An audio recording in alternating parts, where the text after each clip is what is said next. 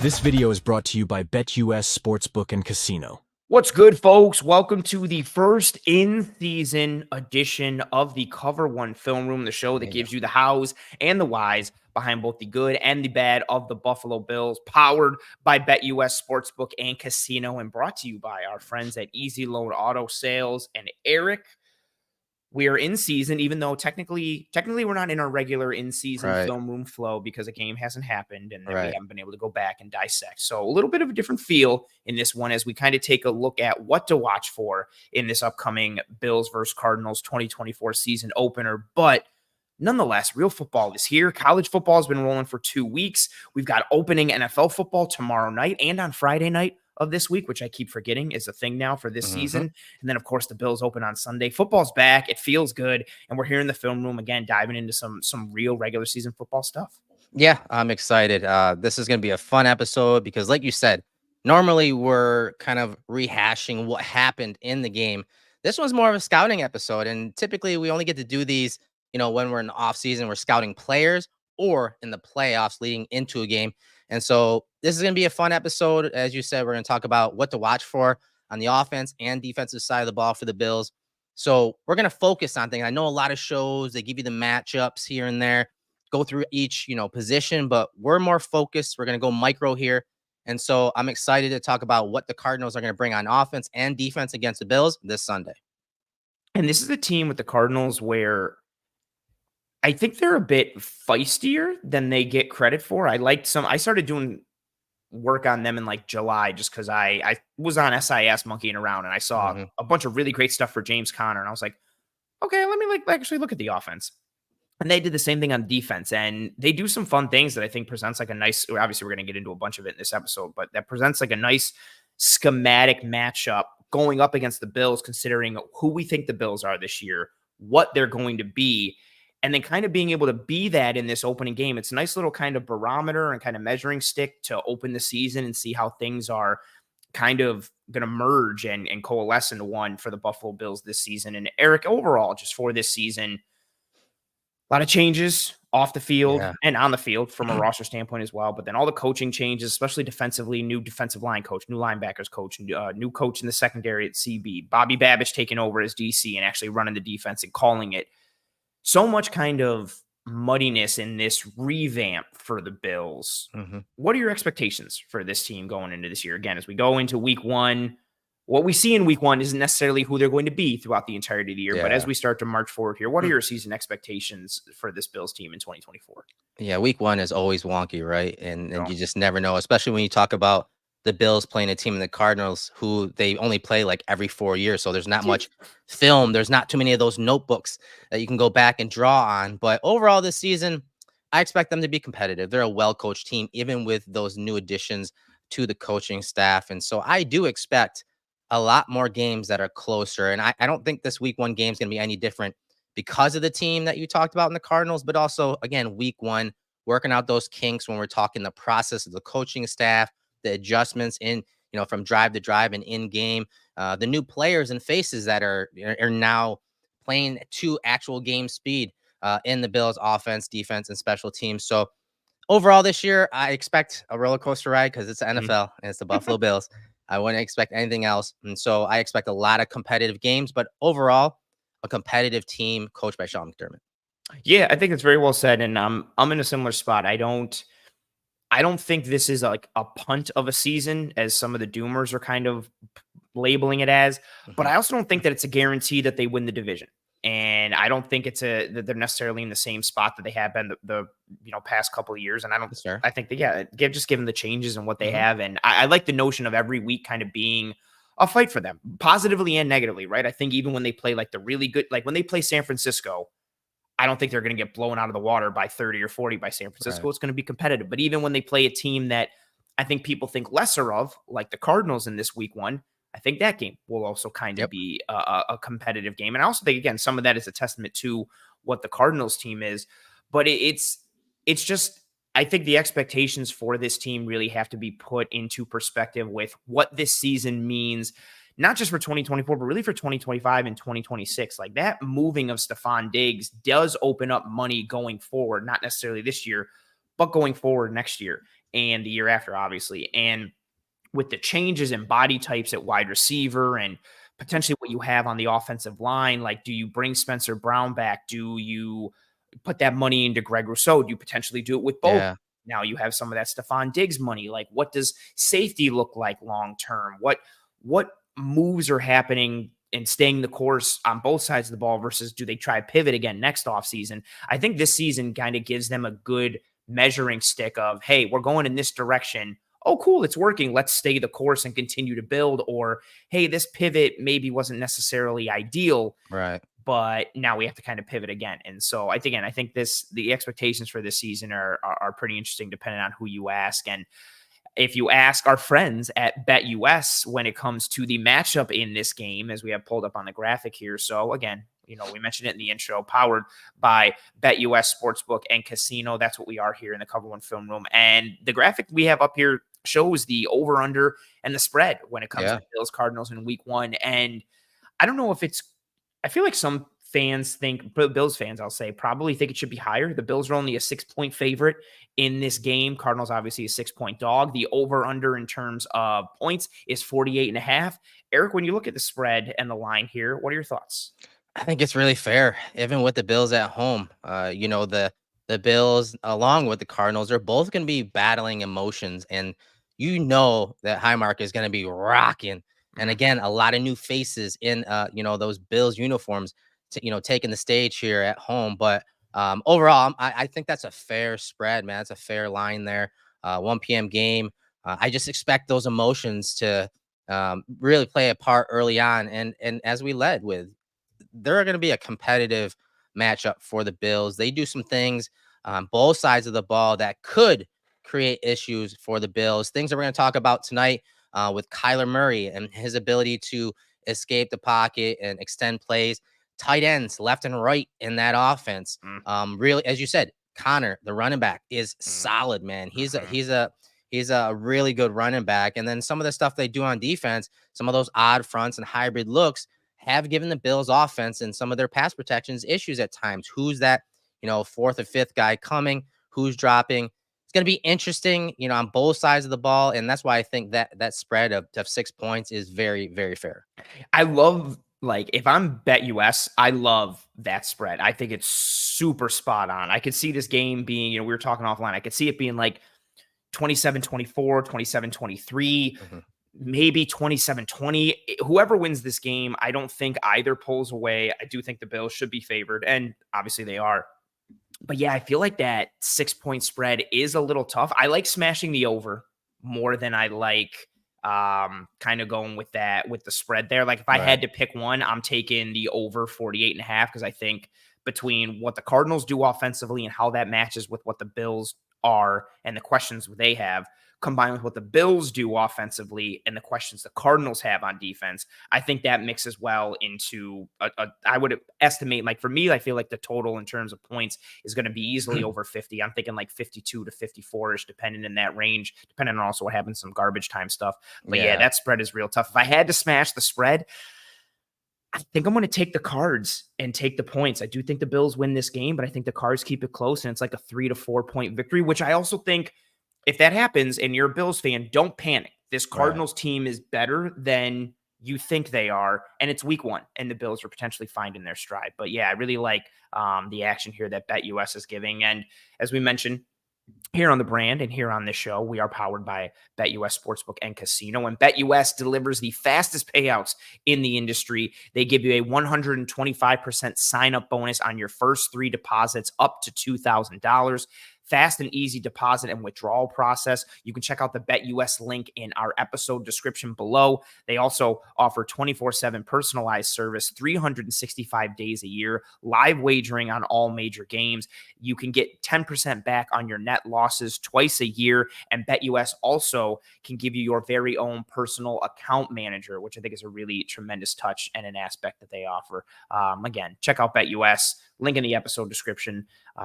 For your betting action and needs, which is a huge part of sports nowadays, with everybody kind of smashing those bets, and there's no better place to go than BetUS. Yeah, we appreciate them partnering up with Cover One and everyone in the network It's been such a good ride already. They take care of us anytime we have any good questions, whether it's betting or even, behind the scenes stuff and Mhm. graphics, just like that one there. I mean, look how crisp that graphic is. Like, that's money. I'm not That's gonna such a lie, good graphic, when dude. you first started speaking, I was just, like, zoning in on, like, everything happening in the background on, like, the Yeah, field and, like, the it's dope. design. Yeah, it's a good looking graphic. No, we appreciate their partnership. So, with that said, let's get to what to watch for Yes. with the Cardinals offense against the Bills defense. And one thing that stood out, Anthony, obviously, quarterback Kyler Murray, Mm. very dynamic as a passer, very dynamic as a runner.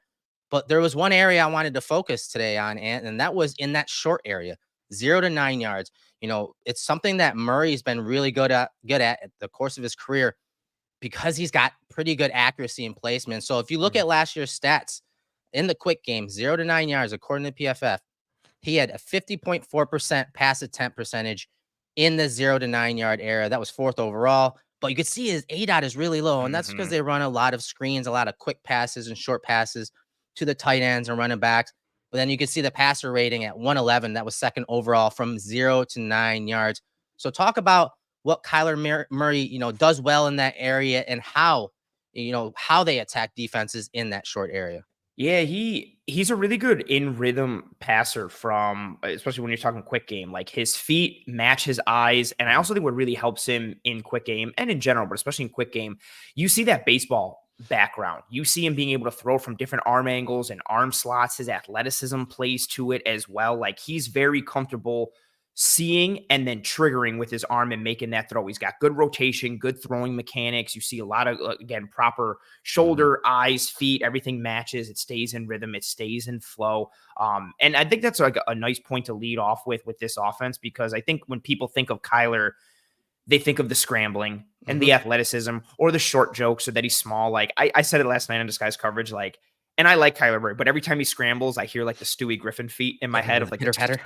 yeah, Yeah, that's yeah, like yeah. that's what I hear every time he scrambles. And I think that's what people think of, but he's a good quarterback from like Mhm. a mechanic standpoint and a technique standpoint. And I think a lot of that shows up in quick game where you have to be on point from a Yes. timing, rhythm, and mechanic standpoint. Yeah, and he's very good when we're talking those play action fakes, hiding the ball, turning his back to the Mm-hmm. defense, Mm-hmm. squirting out the backside when it looked like he was going to boot out to the right. You're going to Yeah. see a bunch of that stuff tonight.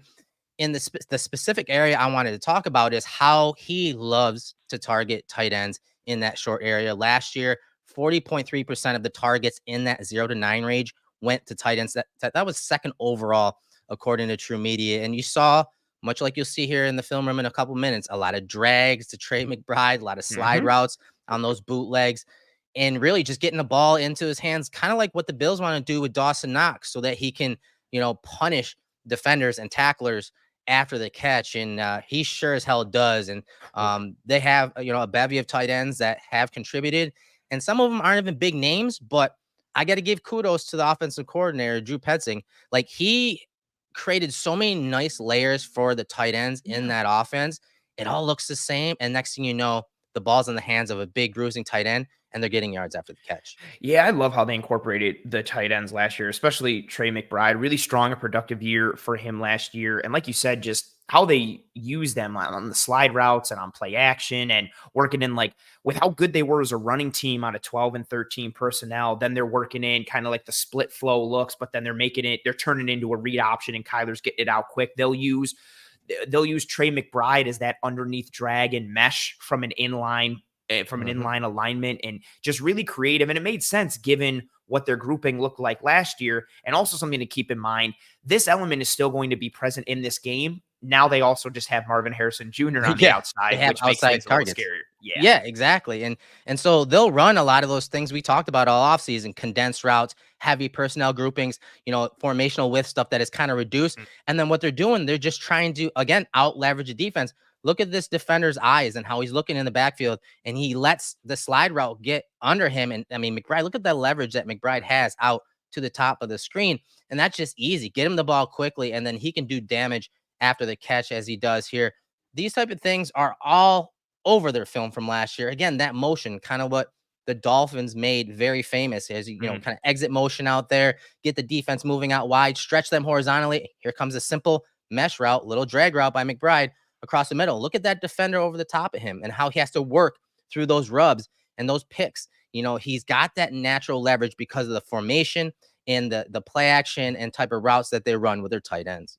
I really love this one, and that really it stuck out to me because of them being in a heavier personnel grouping by having the multiple tight ends. Mm-hmm. And the Falcons are showing cover one pre-snap. Then the motion indicates that even further. And they're doing that. They're bringing that safety down because of the Cardinals' ability to run out of 12 and 13 personnel. But then the Cardinals not only can run out of that, but then they can use Trey McBride as an actual pass catcher and the primary option on a play like this. And then I know Jeff Okudah, kind of fell off after coming out of college, but he's running away from Jeff Okudah there. Like that's a corner in man coverage. And yes, he has to get through the trash and he gets caught in the wash a little bit. But then this is where you see McBride's speed and athleticism really start to kick in. And that was something I kind of wasn't prepared for, seeing how strong and athletic he is in the NFL. Yes. And we're talking about Murray in that short area, 0 to 9 yards. Look where the ball is. Yep. Beautiful. Right on his hands. On his hands. So it's an easy transition to a runner after the catch for McBride. And then you can see him again, kind of open it up and show that athleticism. Such a real target and gonna be a problem for the Bills this week, this Sunday at 1:00. Here's another one. They motion to a trip set. You get that exit motion, and then you're just bringing McBride across the middle again. You know, this defender gets caught looking this way with that flow, that fake pitch and fake crack toss to the bottom of the screen. Then you're getting McBride out the front side of this play. And I talked about Murray and his ability to, fake and use those. Look at him hide the ball right there. That edge defender right here, he can't even see it until Murray's already outside. Now, I wish Murray would have pulled the trigger a little sooner on this, but these are the ways that the Cardinals get their tight ends involved, especially a guy that's going to have a monster year in Trey McBride. Yeah, I think, good call on that one. Like, I'd love to see them get the ball to him early so that way he can get it and kind of let the ball do the work instead of having Murray's legs do the work. But again, what do we have here? More 12 personnel from the Cardinals. And this is what I think is going to make them so annoying to play against. It's because of all this misdirection and eye candy and how you can get caught up in it. Cough, cough, Dorian Williams, and getting misled. And it's not necessarily, whoa, look at all these big 15 to 20-yard gains. It's their ability to constantly generate like 8 to 11 because of misdirection and how that misdirection plays off the run. It's annoying to have to process that consistently. And then they get the ball into hands like of a guy like Trey McBride, and it just kills you further. Right. And here's another way that they got the ball in the hands of McBride, this time against the Eagles. And this is something that even the Bills were kind of stealing over the last year and a half, these kind of delayed releases. So you're going to see McBride off the right side of the screen, show like he's blocking against, like they're going to run the ball here. And they do this routinely. And it's going to be really up to the linebackers, Dorian Williams, which we'll get to in a second, and any down safety or a corner that's going to be matched up. Watch this guy right here. Watch his eyes. If the Bills don't have the eye discipline to, again, fit your run up, but don't lose track of the guy that you're supposed to. He's the run action and he sees McBride blocking. He's like, oh, cool. Here comes the run. Like, let me come flying up and fit. And McBride times that beautifully, engages with his man. You can almost see him kind of like engage and do like 1 Mississippi, 2. All right, I'm out. And he's wide open. Rookie Michael Wilson. Now you have year 2 Michael Wilson and then Marvin Harrison Jr. on the outside. So if you are having to go with more single coverage looks to load the box against the run or try and keep an eye on these tight ends, you open yourself up on the outside versus these wide receivers. And it's a nice little package they got going on in Arizona. Yeah, and here's the tight end, Jeff Swaim, top of the screen. And I want you to watch this linebacker. We're highlighting the linebackers for a reason, guys. We'll get to it in a second, but watch the delayed release. Watch him throw the edge player. Watch that linebacker totally lose track of him. And they're getting, 7-8 yards on a decent throw. And again, that's first down. That's moving the chains. Here's one against the Texans, a very good defense. You get that exit motion again to the top of the screen, and then watch the tight end block. And then here's the little layer that they added. It was, supposed to be like a little tight end screen where he just releases. Unfortunately, he got ahead of the blockers, but then boom, see, that's what he can do. You can do that in the open field versus anybody. He's a monster, and the Bills really have their hands full this weekend. Yeah, and what's nice with McBride is, he's not a polished route runner. There's not a ton of deception or suddenness in his stems. He's just big, he's athletic, and he goes 100 miles an hour 100% of the time. Whether he's blocking, whether he's running routes, whether he's running through somebody's face, he just plays super hard. And what was also nice on that previous one, they also pull you get that little pulling guard action Yes. from Lot of eye 61. candy, right? Yes. So like if you're that second level defender, you're keying on that pulling guard Yeah, and you watch this see, guy right here. yep, watch 53 because he's keyed up right on that left guard. He Yep. sees him pull. He's seeing the action from Connor and the action from Murray. This all screams run, and it's nope, psych, we're going to suck you in and then dump it off to our big athletic tight end in some space.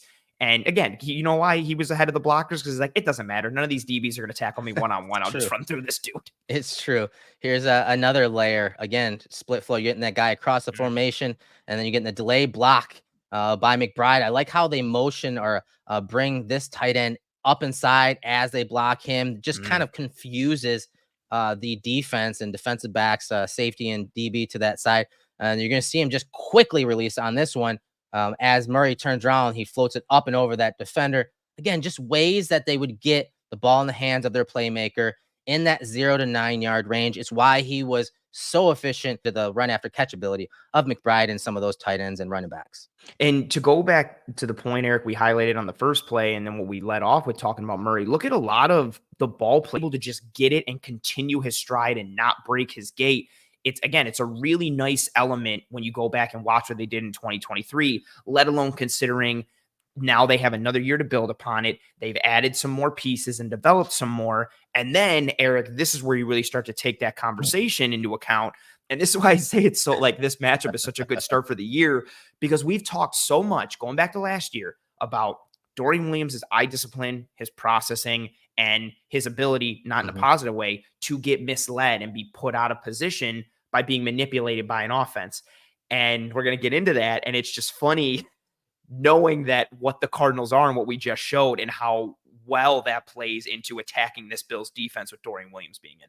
Like Dorian's a great athlete. He's a Yes. run and chase tackler, but his eyes deceive him a lot. And so you're going to see him react to that wide zone run. Here comes Waller all the way across the formation, and he gets a piece of him, but Waller continues through, and you get the explosive play to the tight end. That was last year. Watch this one. We talked about those delayed releases. Watch 86 on the right side of the field. Look at Dorian Williams right there against the Patriots. Look what they do to take advantage of those, the lack of discipline in his eyes. Look at him. Oh, he's looking for a run. It sounds like run. It looks like run. Guess what? It's not. 86 is out the front door, and you're getting a big play from that tight end. So these type of things are going to challenge the Bills immediately. And, once this stuff's on tape, like we saw from last year, the Cardinals saw this. They understand that Dorian Williams is the starter now. They have a scouting report on him, and I can guarantee that you're going to see some of those slide routes, those drag routes, those play action bootlegs attacking Dorian, whether he is a zone defender or a man defender, like we're seeing on a couple of these plays. And it just fits so well with what the Cardinals want to do, being in 12 and 11 personnel. When they were, so last year they had an 11, once Kyler Murray came back from week 10 and on, they had an 11% 13 personnel usage rate. That was first in the league. They had a 24% 12 personnel usage rate. That was ninth. When they were in 12, they were tied for first in rushing EPA per attempt, fourth in rushing positive play percentage, just running back runs, fourth in EPA per attempt, seventh in positive play percentage. Out of 13 personnel, ninth in EPA per attempt, 10th in positive play percentage. And there were teams ahead of them that don't run a lot of 13 because not a lot of teams do, that only had like 1 or 2 or 3 reps. The Cardinals had 41 reps of it. So they had good production on a high amount of volume. And just from running back runs out of 13, they were 7th in EPA per attempt and 10th in positive play percentage. Those personnel groupings and their ability to successfully run the football, it just sets the stage so well for those slide routes and those boots and everything they're trying to do with the tight ends to manipulate defenders. And then, Eric, even more so when you've got a second-year linebacker who can easily fall victim to that kind of action.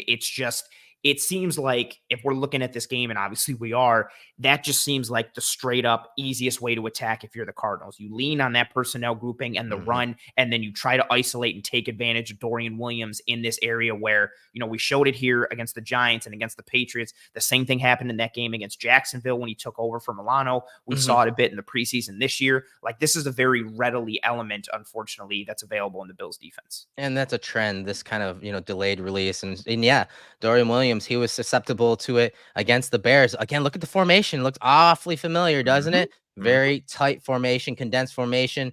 And watch Dorian just totally let Cole Kmet go down the field. And he points to the safety. He's like, hey, Williamson, help me Yeah, over the top. get him, Help get him. out. And like, let's give props to Caleb Williams here. This was one hell of a throw. But Yeah. again, whether they're in zone, like you saw in that Giants game, you're going to have those crossing routes. You're going to have those slide routes come across the formation. And that weak side linebacker is going to have to pick it up and not fall into that run fit. When they're in man, like you're seeing here, Dorian's got to keep his eyes on his man while also sensing, the run and kind of playing the run post snap. It's something that he's not a natural at it. He's not a natural at processing run to pass. He zones in, he bites on these, play action fakes. And if you're getting a quarterback like Kyler Murray, Caleb Williams outside the pocket and tight ends with the talent of Trey McBride and Cole Kmet, these are the type of plays that offenses are going to take advantage of that second-year linebacker. Absolutely. And I think a lot of what we've shown from the Cardinals and from the Bills defense in this game is what you're going to see in this Cardinals-Bills game. Like, you're going to see play action. You're going to see these boots. You're going to see misdirection and manipulation and how important processing and eye discipline is. And Dorian Williams is going to be at the forefront of a lot of it. And I know I put it on Twitter yesterday, and I had a couple responses from people being like, they'll just put Taryn on him, or they'll just put Bernard on him. And it doesn't really work that way. And if you have to match a player like that, it muddies things for the rest of your defense schematically. This is going to be a way that the Cardinals are going to attack the Bills. And really, Erik, this is part of the reason why we talked about like the Bills this offseason, or how we talked about the Bills, I should say. The Bills are also going to do a lot of that stuff that we showed the Cardinals doing. Like, we hope, fingers crossed. Yeah. This is a direction offensive football is moving in the NFL in response to the two high coverage structures and defenses limiting explosives and putting a cap on everything. The response is to go more condensed, bigger personnel, run the football, but also have athleticism within your size to create mismatches and take advantage with play action and motion and a variety of pieces. And the Cardinals do that very well. And we're going to, again, it'll be nice maybe for the Bills, but also maybe for Arizona, to kind of find out really where Dorian Williams is, because he is going to get tested early and often against the run, and especially with the pass against the Cardinals with how they operate and how they like to attack. Yeah, it's gonna be a challenge, man. They have just enough elements to give the Bills fits with the run game. With them having to sell out at times. If they got to bring that safety down into the box, can that safety or can that weak side linebacker cover some of these tight ends on those routes? Whether we're talking that 0 to 9 yard range or down the field, they're gonna line up and try everything. It's week one, and that's what's kind of wonky about week one is like you're gonna see some things that weren't on film last year. They have new personnel as well, and they're going to try to play to those strengths. So we may see some things that necessarily we didn't break down in the film room. But I think it's fair to say we're going to see a lot of these wide zone looks, a lot of these delayed releases, slide routes from the tight ends, because, again, they want the Bills to put as many linebackers on the field as possible when you're talking Dorian Williams and some of the depth that the Bills kind of lack in that area. Now, the Bills, it'll be interesting to watch because the Bills typically, when it's like 12 personnel, they're in nickel. They're keeping Taryn on the field. But again, that's fine. But now you have two tight ends that they can attack, that weak side linebacker and Dorian Williams. So he's going to be under duress in this game, as are the edge players, and keeping contained on those bootlegs. It's going to be a battle when it comes to discipline in the run game, in the boot action game, and against these tight ends on Sunday. Yeah, and their second tight end is Elijah Higgins, who's a former wide receiver.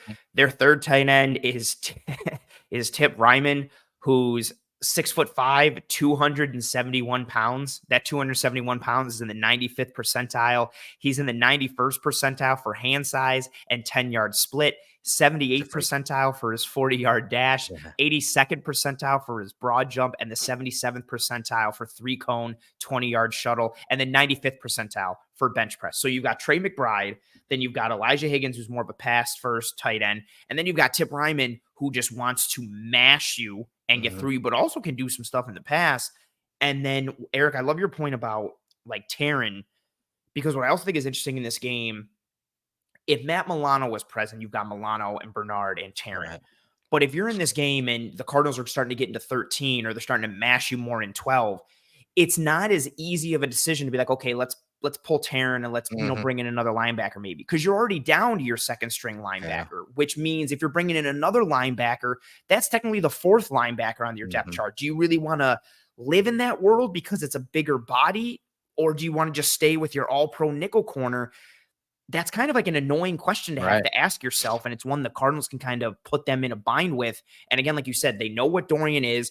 Everyone and their mother knows Milano is out, and that just kind of stresses this conversation that a lot of people were looking at coming out of that Chiefs game in the playoffs, where everybody was like, well, teams are just going to go heavy and work Taron Johnson. How come they don't go bigger? It's like, well, they were down to like their 5th and 6th string linebackers. So do you really want to put your 7th linebacker out there for Taron? And it's a similar conversation a little bit in this game, which is annoying to kind of have to ask for.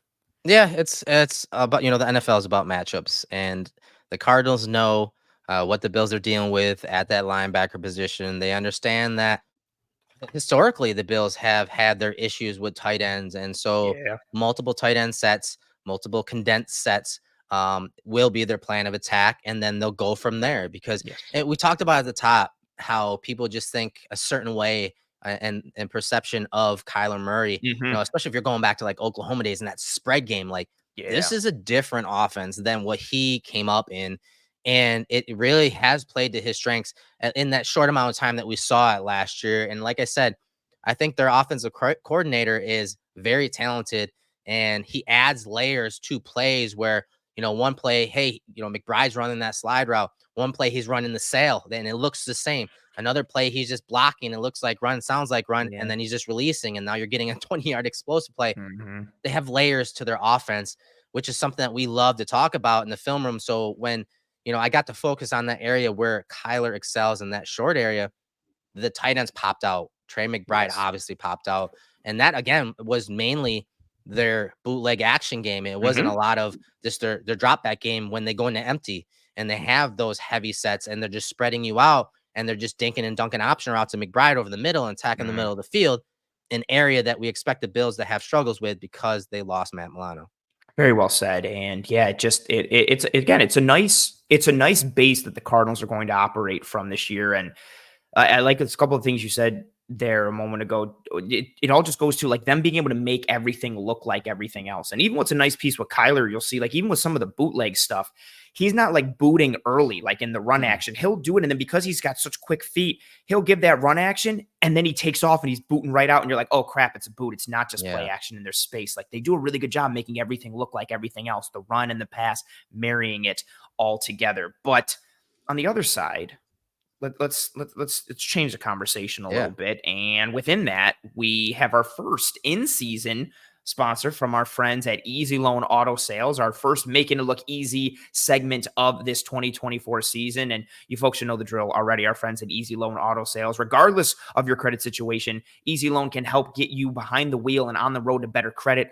All of their vehicles include a 2-year, 24,000-mile warranty, and they have 3 convenient locations in Buffalo, Lockport, and Niagara Falls. They can get you driving today. Go to easyloanauto.com to start your accelerated approval. Thank you very much for re-upping again this year, Easy Loan. We appreciate you. We love this segment. And Erik, we have a graphic to go along with this segment and start us off here. What do we got? Yeah, I mean, we're happy that they're back with us. Thank you from, again, Cover One, and we appreciate the partnership with Easy Loan Auto Sales. And yeah, like you said, this is, again, normally this is like a play that we pick, making it look easy. This player made it look easy, but because of the situation, we're going to kind of, play off of it and say, hey, this is a concept that the Bills should run. And because they made it look easy in the preseason. So to set this up, last year, we always talk about duo. Cromer loves duo. We'll break down a few plays and what that is. But last season, when I was going through some of the stats, the Cardinals gave up 9 rushing touchdowns out of their 19 rushing touchdowns on this concept duo. That was number 1 in all of the league. In the preseason this year, they gave up 3 touchdowns to this man concept known as duo. And so it got me to thinking, we always talk about, hey, when a player tells you who they are through their actions, don't deny it, right? Listen to it. Them. And when the Bills offense ran the number 1 of the most attempts in duo with 33 rushes on duo concept or man concepts, it's telling you something. And so we need to listen. Rushing yards, 197, which was also first overall on duo runs. Average 6 yards per carry, which was second overall in duo. 1 rushing touchdown. Their longest run in it was a 4-yard or 19-yard rush, which was 4th overall. And they had 15 first downs, which was first overall on duo. Talk about this concept and why it may cause fits for the Cardinals and how the Bills kind of get to it when we're talking some of the breakdowns, which I think I have 1 or 2 plays from them this year to break down. We're talking duo, we're talking man concept. This is a concept that I believe the Bills will run this weekend, especially in this the low area, the red zone. Mm. Teams have scored touchdowns against this Cardinals defense over the last year and a half when they ran duo.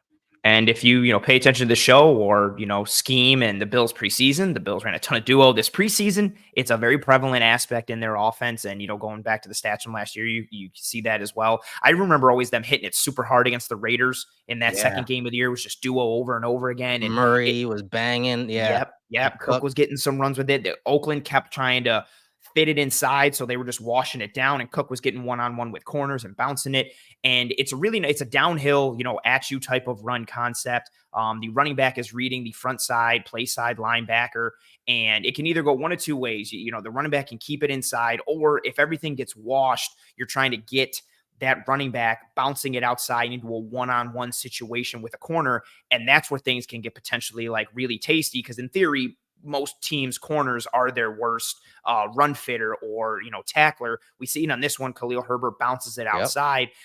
There's a lot of different ways you can kind of go with this run for an offense. And it also fits well with attacking the Cardinals.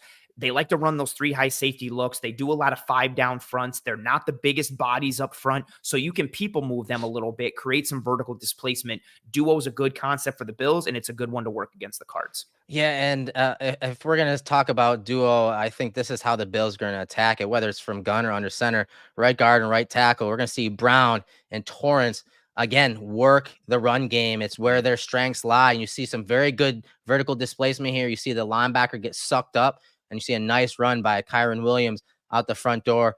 The Bills like to run it from gun. They like to run it from under center. You're going to see a bunch of it. Here's one from Ray Davis against the Steelers, and this one he kind of hits backdoor. So again, they're trying to wash everyone down and make this read easy for Davis. You see him, but he cuts it back here and makes one hell of a move, stacking move on move. It's a play we broke down actually after this game. I just think when the Bills run it the most, they run duo the most and man concept the most in the preseason, I'm listening. And we're Cromer truthers. And so I think he's very comfortable with the production they got out of it. And I think it's done for a reason. And if you guys don't realize this, not every play or concept that they run in the preseason or at camp is for week 1, but a lot of them are. A lot of them are, and they will present it differently. But this is one of those plays that, as you said, it's a power type run with no puller. It gets vertical displacement. And I think the Bills believe, based on the defensive structure of the Cardinals and some of the pieces they have as far as run blockers go up front, I think they believe that they can attack the Cardinals' run defense, and they can do it just by coming downhill and making it a physical game. And when you include what the Bills have at wide receiver in this run blocking scheme, you see it there on the backside there. You've got KJ Hamler and Tyrell Shavers, who actually both do, or on the front side, I should say, both actually doing a pretty good job against their man there and turning and sealing, getting in the way. It's even better when you have Mac Hollins and when you potentially have Keon Coleman and you're adding in the tight ends to that piece. And even Curtis Samuel was a better blocker than he gets credit for. Khalil Shakir had a couple real nice reps blocking on duo towards the end of the season last year. So the offensive line for the Bills, you talked about it. Brown and Torrance are so good at double teams together and working together. This offensive line blocks this concept very well, but then the receivers are able to function in this very well as well. You can just get them. They can just be on the outside and focus there, or they can insert and get upfield and get to the second level or third level a little bit. It just adds another element. It pairs very well with the condensed formations and the sets that we anticipate seeing from a reduced formational width standpoint. It pairs well with, what's nice too, and what the Bills like to do. They'll show that exact formation and they'll run duo, or they'll go to the other side and run mid zone to the weak side. And just, you never kind of know, and they can lean either or. And they're not the most complicated concepts in the world, again, starting with duo or even mid zone, but they can just get to them because they work. They can present it from the same look with the same personnel grouping in the same type of alignment and get to it either or. It's something that's going to be prevalent for them all year, but especially in this opening game against Arizona, like you said, based on the personnel that they have. Budda Baker's a stud.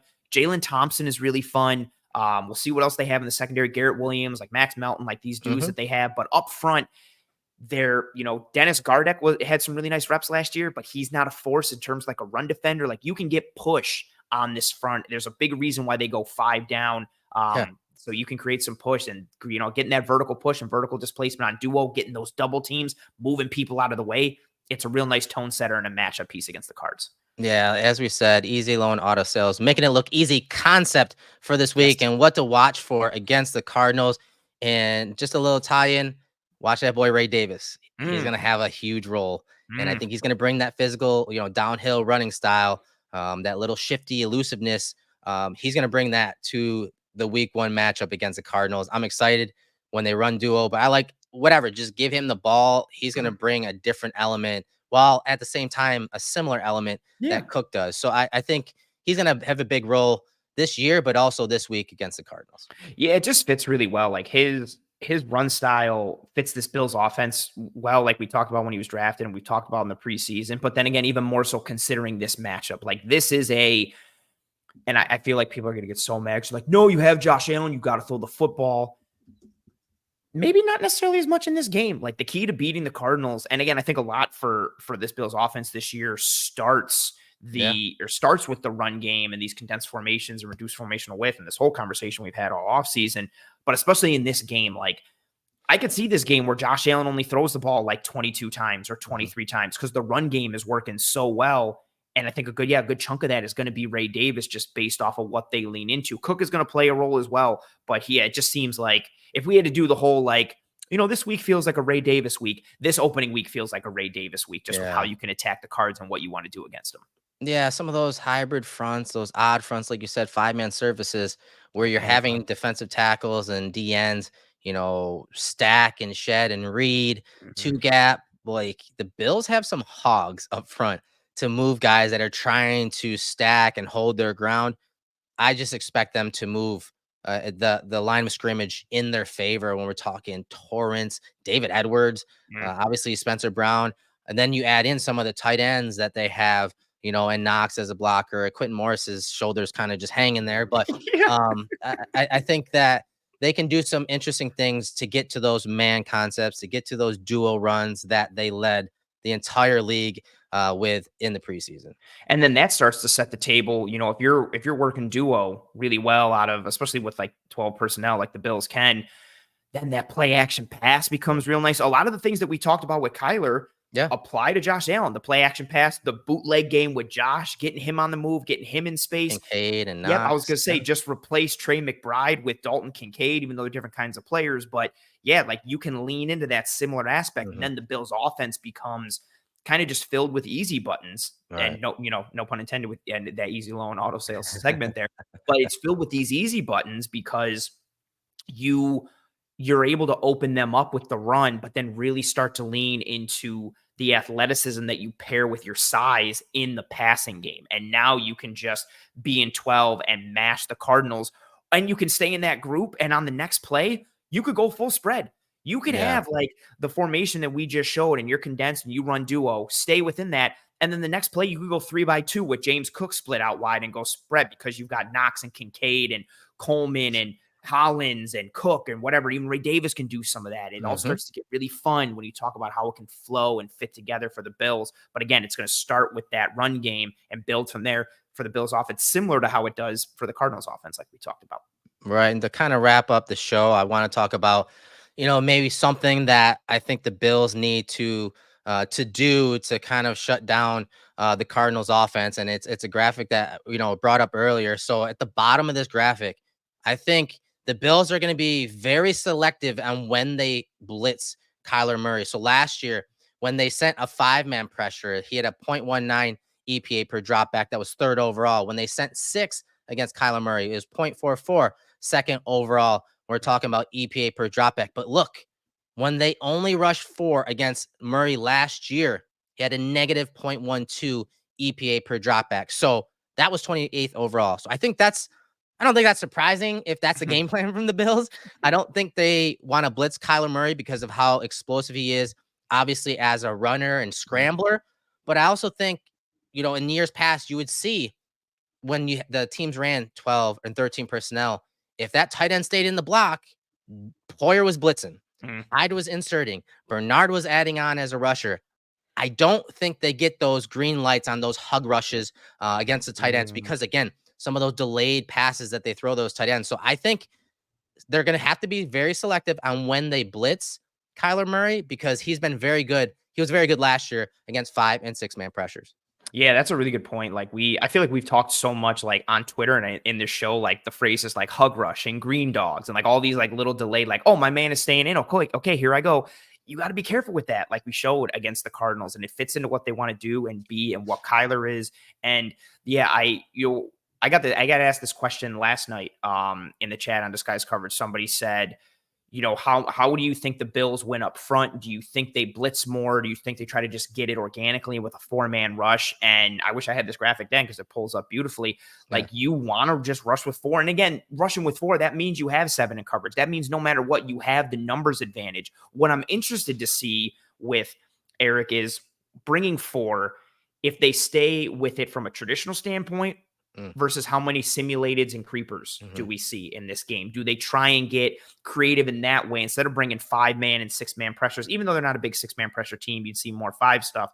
But how creative do they get with their creepers and simulateds? Or is it we're just rushing the front 4? We can win with our front 4. Can they win with the front 4? Can they compress the pocket, keep Kyler in there, maintain their rush lane integrity, and just play straight up coverage behind it traditionally? Or do they mix in more simulateds and creepers? That's really what I'm looking for to see how they stay in the 4-man rush category. Yeah, and I think it'll start when it comes to getting pressure, whether you're talking with 4, 5, or 6. It's going to start up front. It's going to start inside with Ed Oliver, Daquan Jones, and some of those reserve D tackles.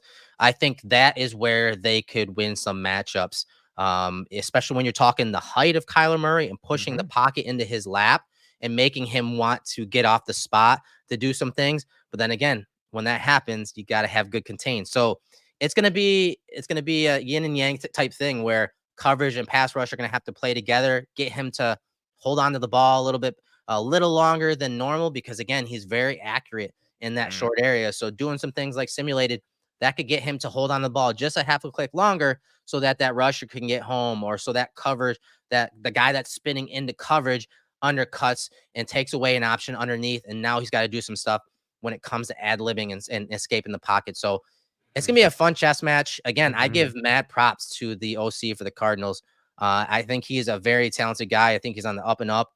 And I think that he's going to give Bobby Babich, the new play caller for the Bills, some fits, and they're going to have to make some adjustments throughout the game. Yeah, this is a team that is well coached on both sides of the ball. They do some, for as much as the defense can be run on, they do some really fun things on the back end, like with the 3 safety looks and just, what they do with Budda Baker and the Tampa 2 invert robber stuff and using him as the Tampa player. And he's just such a weapon back there. It's so fun. I think this, and funnel into the conversation with Arizona as we wrap here. I think a lot of people, and I kind of fell into this as well, like Jonathan Gannon was so awkward all last offseason, and everybody was like, oh man, this is going to be a disaster. They played really hard last year. This was a team that knew they were starting out bad because there was no Kyler Murray. Then they have Dobbs. They trade Dobbs. They're playing with like Clayton Tune. This was a season where and you saw it at times, right? Like, look how the Chargers just gave no effort in that game against the Raiders where they lost like 63-21. Like, you've seen teams kind of pack it in and be like, we're done. You never saw that once from the Cardinals last year. They gave 100% effort, 100 miles an hour from 1 through 18.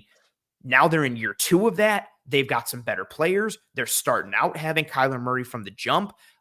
This is the team that is not easy to play against. Even last year, I know they were 4-13 in a bad squad, which is how they got Marvin Harrison Jr., but they played hard, down in and down out. And like you said, like, they're well coached on both sides of the ball. And they don't see themselves as this bad team underdog. Oh, we got to go from the West Coast to the East Coast in this game. They're coming for blood, and they want to play physical. They want to get at you. They're going to try and get at the Bills. It'll be a nice, again, not just from like a Bills coverage perspective, just from a football perspective. This is an underrated game in week 1 in terms of how fun it can be schematically with how these teams match up and how they go against one another. Erik, as we start to kind of hit the home stretch and fully wind down, any final thoughts going forward in this game? Is there one prevailing thing in your mind? Do you not care and you're just happy that football is back? Where's your head at as we start to wrap up here and look forward to week 1? No, I'm just ready for week 1, man. The anticipation is really hitting that that climax now. I want to get some new film. I want to watch some new players in the Bills offense and defense, and see how this coaching staff develops. It's we break each of these games down every week after the game, and it's kind of again that microcosm of evaluation, but really we get enjoyment when we're talking the long term and tracking these players, whether they're rookie, second year players, and watching them develop. Like that's really the best part about what we do in the film room and film study. So I'm excited to again watch another year of football for the Bills, another competitive season where we get to watch a lot of these players develop. Yeah, it's fun. Just there, and again, like we talked about in the intro, like this season is very important, not just for like the 2024 season, but kind of seeing like what goes forward. Is Dalton Kincaid ready to be the heir apparent and the true one, from a passing option standpoint in this offense? What does Christian Benford continue that upward trajectory? What do we see from Terrell Bernard? Like, what do we see from Greg Rousseau? Some of these guys who still have more ceiling to kind of hit a little bit. And then even on offense, does Spencer Brown build upon last year? What do we get from Osiris Torrance in year 2? What does the line look together? What do we see from Ray Davis? What does Keon Coleman's trajectory look like? How does this new direction for the offense look? There's some really fun questions that I'm excited, like you said, to track like week in and week out, large scale, detail, and niche. It's going to be a fun season for guys like us who, even if everything's on fire and things are bad, there's still a lot of detail pieces to pick up on and move forward like we do here. Yeah, and real quick, today the Bills named their captains, and there's only 2 Good captains. call. Good call. Josh Allen on the offensive side of the ball and Terrell Bernard. Yeah, I don't they think have that's like a a surprise. like a 10-man leadership council, Yes, right? and a Looks like 10-man leadership council. And I don't know, I don't remember ever seeing that before, but it kind of brought me back to this offseason and years past over last year with the whole Diggs drama and how we thought that, Josh needed to get back into the lab and refine his craft. And you heard him and the team push how he's working on becoming more of a leader. Well, they put again, much like the Brady offense, Brady saying this is Josh Allen's offense, they're putting the onus on him and Terrell Bernard to answer to everyone and be accountable to everyone. Not that he wasn't before, but I find that structure interesting with having Allen and Bernard as the top captains and then having that 10-man leadership council.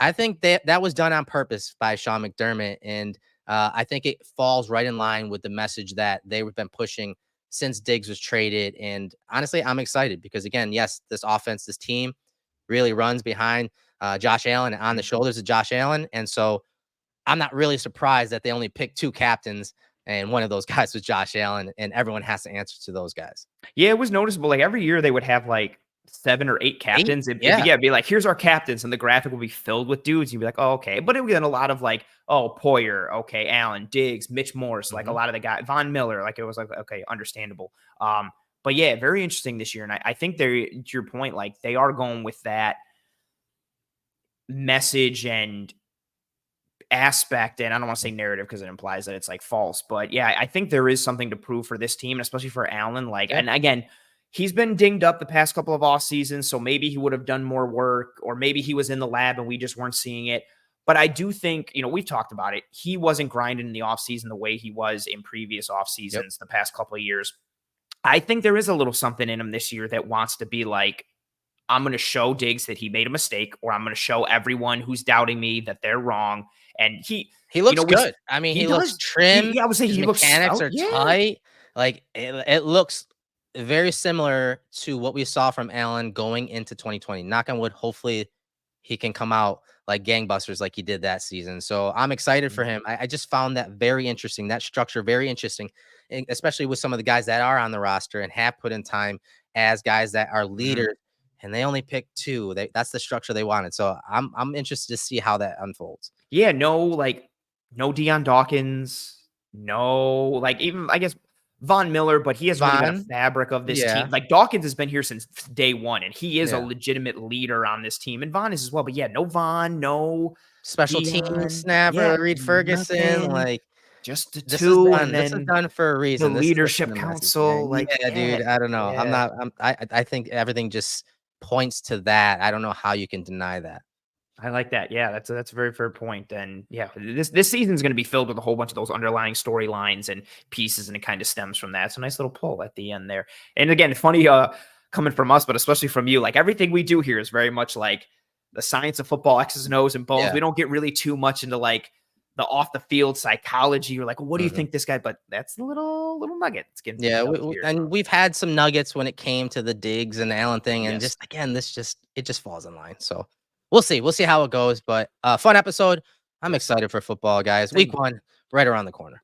Absolutely. We are just a few short days away from the Bills opening the season at home against the Arizona Cardinals. If you folks are attending that game, be safe, have a good time. And regardless of if you're going, if you're not, well, if you were watching this show in any form or fashion, we greatly appreciate you. Thank you very much for tuning in. If you're watching here on YouTube, smash that like button. It is extremely helpful towards helping us on the show, but the brand in general to track and trend in front of more eyes and ears. Likes are the lifeblood of these streams. Smash that like. Turn on notifications here on YouTube for the Cover One Film Room. Subscribe to the Cover One YouTube channel as a whole. We have you covered pretty much every single day of the week with varying levels of Buffalo Bills content, depending on what you are looking for. We have you here at Cover One covered. If you are an audio listener, please rate and review and subscribe on Apple Podcasts, Spotify, Google, wherever you are consuming this show. Rate, review, tell your family and friends and loved ones about the show and the brand. We greatly appreciate the word of mouth and the organic support in that way. And we hope you and your family and friends and loved ones are all doing well and staying safe. Be kind to one another. Take care of one another. Major thank you to our behind-the-scenes producer, Chris Seth, as always, for helping set up this show. And again, we wouldn't be doing this show if we were not powered and sponsored by BetUS Sportsbook and Casino. Please gamble responsibly. Take a look at their site. Again, link shown in the episode description below. Smash that spread, that money line, whatever you're looking for, a bunch of player props and everything that they have you covered with at BetUS. We appreciate you folks. We appreciate Easy Loan Auto. Enjoy the rest of your week. Enjoy football on Sunday and every other day this week because there's a lot of it now that we're back in rhythm. But for myself, Anthony Prohaska, for Erik Turner, this has been another episode of the Cover One Film Room. Godspeed, and as always, go Bills.